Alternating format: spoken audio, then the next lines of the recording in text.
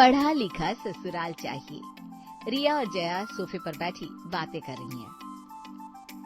और जया, तेरी तो शादी तय हो गई ना? अपने ससुराल वालों के बारे में हमें भी कुछ बता। मुझे तो बहुत अच्छा ससुराल मिला है। सास, ससुर, पति, ननद सब लोग बहुत अच्छे हैं। सब बहुत खुश हैं कि मैं उनके घर की बहू बनने वाली हूँ।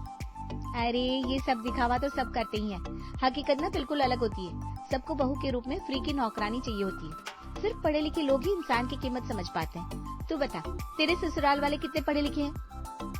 मेरा होने वाला पति अच्छा कमाता है। एक बड़ी कंपनी में सीए है वो। अरे वाह, ये तो बहुत बढ़िया बात है। और सास ससुर वो कितने पढ़े लिखे हैं? वो क्या करते हैं? मेरे सास ससुर ज्यादा पढ़े लिखे नहीं है। ससुर की एक छोटी सी दुकान है किराने की और सास घर चलाती है। उन्होंने 10वीं की है और मेरी ननद भी घर में उनका हाथ बटाती है। ये सुनकर रिया चौंक जाती है। क्या तेरी सास सिर्फ 10वीं पास है? अरे बाप रे, जया तो ऐसे घर में शादी कैसे कर सकती है जहाँ तेरे पति के सिवा कोई पढ़ा लिखा तक नहीं है? अरे वो लोग बहुत अच्छे हैं रिया, ऐसा मत बोल। पढ़ाई सब कुछ नहीं होती, इंसान की सीरत का भी महत्व है। जया, तेरे ससुराल वाले पढ़े लिखे तक नहीं है। उन्हें क्या ही आता होगा? ना बैठने का सलीका, ना बात करने की तमीज, ना कोई डिग्री, ना कोई मैनर्स। ऐसे घर में तो शादी कैसे कर सकती है?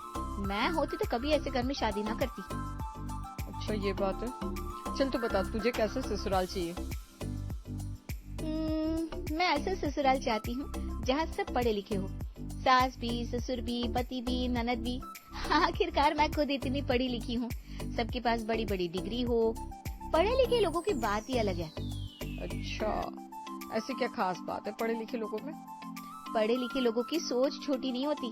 बहुओं को जॉब करने से नहीं रोकते, ना ही घर के काम करने को कहते हैं, ना कोई हर छोटी छोटी बात पर रोक टोक करते हैं। देखना, जब तू ससुराल जाएगी तो सारे घर की जिम्मेदारी तेरे सर ही मर देंगी। मैं तो अब भी कहती हूँ इस शादी को मना कर दे और कोई पढ़ी लिखी फैमिली ढूंढ, वरना बाद में बहुत पछताएगी। प्रिया, मुझे अफसोस हो रहा है तेरी सोच पर। तू डिग्री देखकर शादी करना चाहती है। शादी इंसान देखकर करनी चाहिए। अगर इंसान का मन साफ है, लोग समझदार है, तो जिंदगी अच्छी चलती है। कम ऑन जया, ये बड़ी बड़ी बातें ना सिर्फ किताबों में अच्छी लगती है। रियल लाइफ ऐसी नहीं होती। कोई इतनी बड़ी बड़ी डिग्री ऐसे नहीं ले लेता।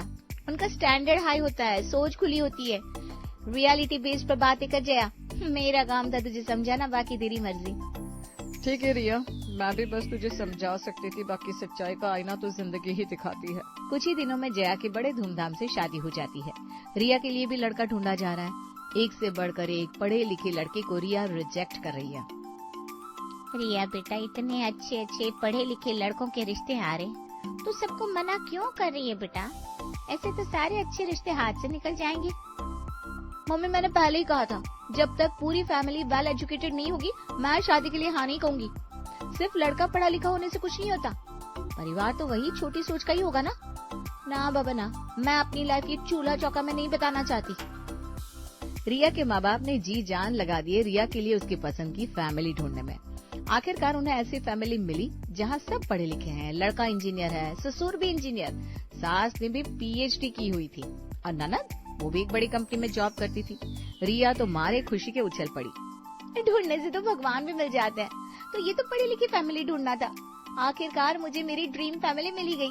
अब तो मैं राज करूंगी, राज। रिया की शादी बड़े धूमधाम से होती है। रिया बहुत खुश है। वो अपने ससुराल जाती है।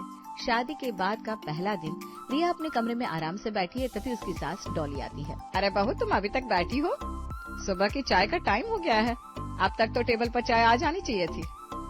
खैर, आज पहला दिन है तुम्हारा, इसलिए कुछ कह नहीं रही हूँ, लेकिन कल से लेट मत करना। हमारे घर में सब टाइम से चाय पीते हैं। ये सुनकर रिया का मुंह खुला रह जाता है, लेकिन वो नई नई बहू है, इसलिए कुछ कह नहीं पाती। डॉली वहाँ से चली जाती है। आज पहला दिन है ना, तो शायद सबको नई बहू के हाथ की चाय पीनी होगी। शायद कोई रिवाज होगा इनका। कल से थोड़ी ना मैं बनाऊंगी, आज बना लेती हूँ बस। सब लोग हॉल में बैठे अपने अपने फोन में बिजी हैं। रिया भारी साड़ी पहनकर लड़खड़ाते हुए सबके लिए चाय लेकर आती है। दीपा चाय पीती है और बुरा सा मुंह बनाते हुए कहती है, ये क्या बनाया है भाभी? चाय में शक्कर डाली है या शक्कर में चाय? आपके घर में इतनी मीठी चाय पीते हैं क्या सब? हाँ, आपको इतना भी नहीं पता? वेल एजुकेटेड लोग इतनी मीठी चाय नहीं पीते। बिल्कुल ही गंवार वाली हरकत की हो आप। सुबह सुबह मूड खराब कर दिया। रिया को दीपा की बात का बहुत बुरा लगता है। उसकी आंखें भर आती है। वो आयुष की तरफ देखती है, लेकिन आयुष बेपरवाही से चुपचाप चाय पी रहा है। रिया कुछ नहीं कह पाती। अब खड़ी क्या है? दूसरी चाय बनाकर ला मेरी बेटी के लिए। और ये साड़ी कैसे पहनी है? कतई गंवार बहू पल्ले पड़ गई। माफ कीजिए दीदी, सॉरी मम्मी जी, अगली बार ध्यान रखूंगी। अब खड़ी क्या हो, जल्दी से नाश्ता भी रेडी करके दो, मुझे ऑफिस के लिए लेट हो जाएगा। शादी के पहले ही दिन रिया पर अब घर के सारे कामों की जिम्मेदारी डाल दी जाती है। रिया अकेले किचन में नाश्ता बना रही है और डॉली हॉल में बैठी टीवी देख रही है और जोर जोर से हंस रही है। डॉली की हंसी रिया के कानों में तीर की तरह चुभ रही है। मैं यहाँ अकेले काम कर रही हूँ और बाहर बैठकर दांत चमका रही है। ये नहीं कि नई बहू की मदद कर दे, बुढ़िया कहीं की। रिया बड़ी मेहनत से नाश्ता बनाती है। सब लोग नाश्ता करते हैं, लेकिन तारीफ का एक शब्द नहीं। ऊपर से प्लेट टेबल पर ही छोड़ देते हैं। अरे बहू खड़ी क्या हो? सबका नाश्ता हो गया है, बर्तन किचन में रख के आओ। ये भी क्या मुझे बताना पड़ेगा? खुद को समझ में नहीं आता? रिया मुंह बनाते हुए सारे बर्तन किचन में रख कर आती है और जैसे ही नाश्ता करने बैठती है कि दीपा की आवाज आती है। भाभी, मेरे बाल सुखाने में मेरी मदद करो, मुझे ऑफिस जाना है। मैं जरा नाश्ता कर रही हूँ दीदी। नाश्ता छोड़ नहीं सकती क्या? दीपा को ऑफिस जाने के लिए लेट हो रहा है। तुम सारा दिन करती ही क्या हो? जाओ पहले दीपा की हेल्प करो। ये सुनकर रिया को बहुत बुरा लगता है। वो एक बार नाश्ते की तरफ देखती है, फिर बिना कुछ कहे दीपा की हेल्प करने चली जाती है। अब रिया के दिन ऐसे ही घर के कामों में और सबके नखरे उठाने में बीत रहे थे। कभी वो झाड़ू लगाती, कभी बर्तन साफ करती, कभी खाना बनाती। ऐसे ही एक हफ्ता बीत गया। अब रिया बुरी तरह परेशान हो गई थी।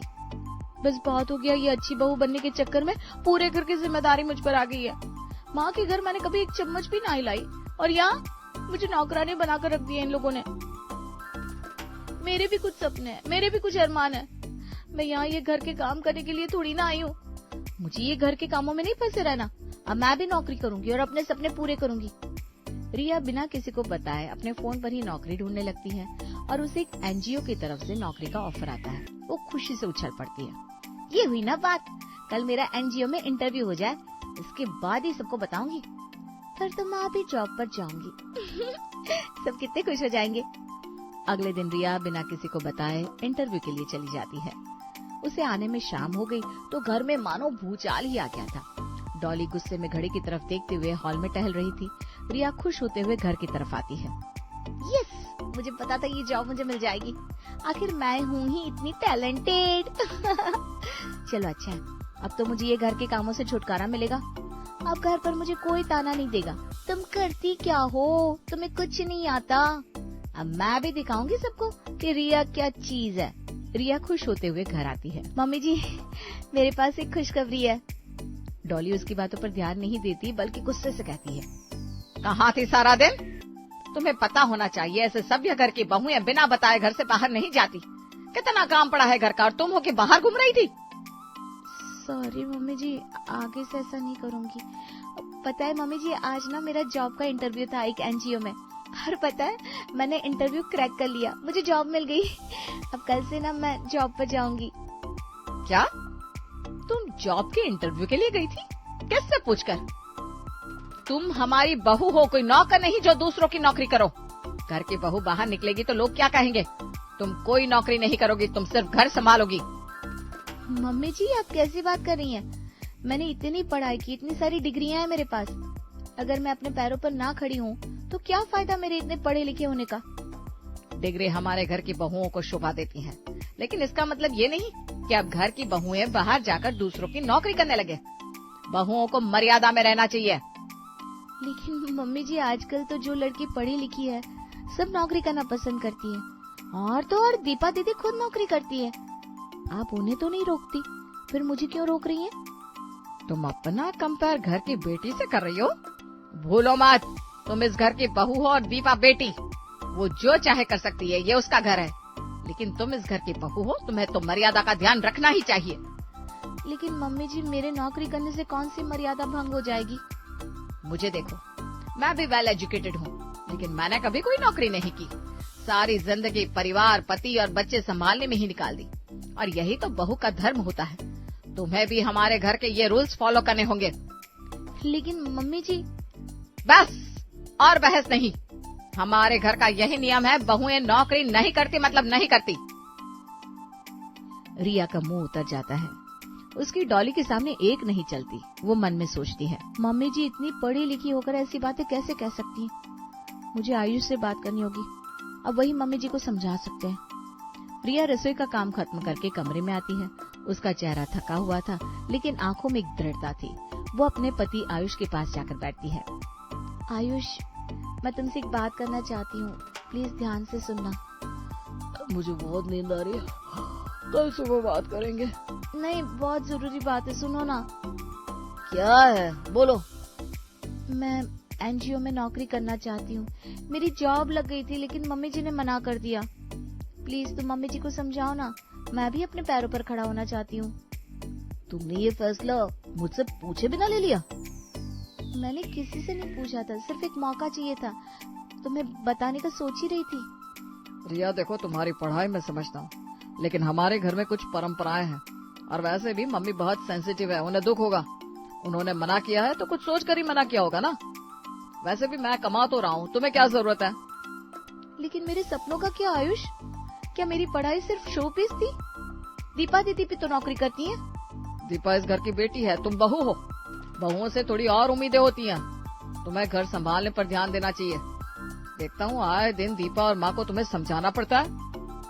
तो क्या सिर्फ इसलिए कि मैं बहू हूँ मैं अपने सपनों को मार दूं? क्या तुम भी यही सोचते हो कि बहू सिर्फ घर के काम के लिए होती है? और वो लोग कैसे मुझे सुनाती हैं, तुम्हें ये सब सही लगता है? आयुष कुछ पल चुप रहता है, फिर थोड़ा भड़कते हुए कहता है, हद है यार, अब मैं सारे काम छोड़कर ये लेडीज पंचायत करूं? देखो रिया, तुम्हें अगर ये सब करना था तो शादी से पहले ही बता देती।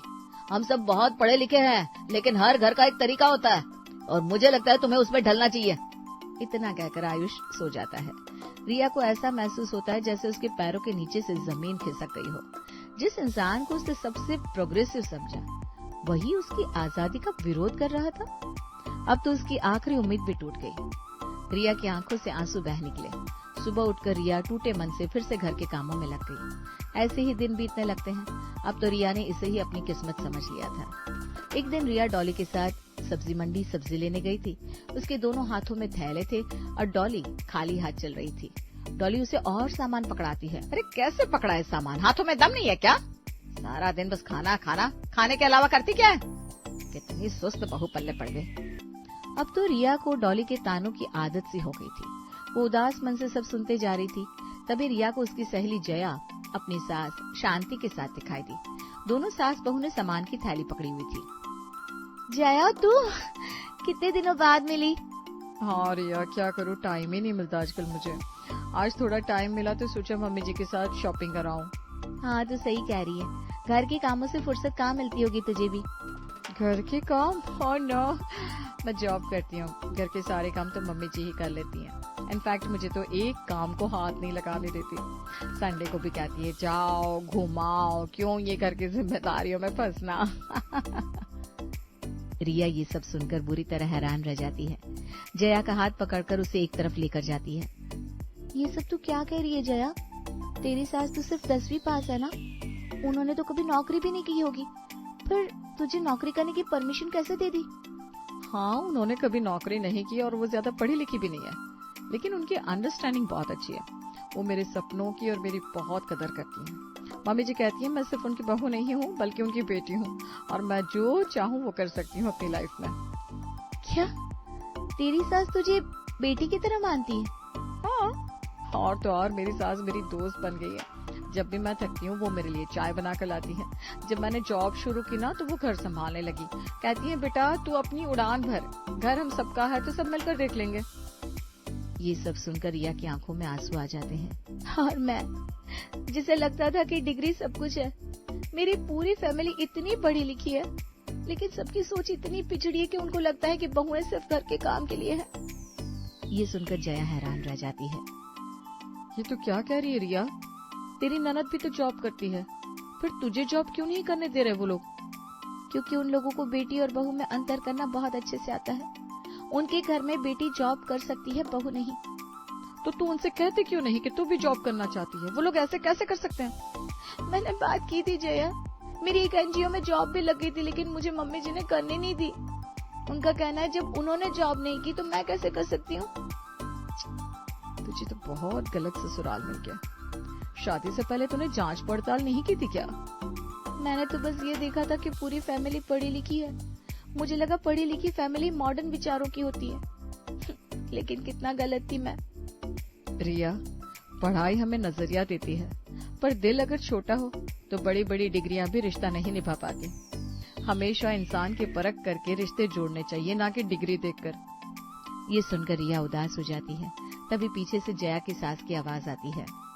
जया बेटा चले, लेट हो जाएंगे। तुम्हारा ऑफिस का प्रोजेक्ट भी तो है ना। जया अपनी सास के साथ चली जाती है। रिया का मुंह उतर जाता है।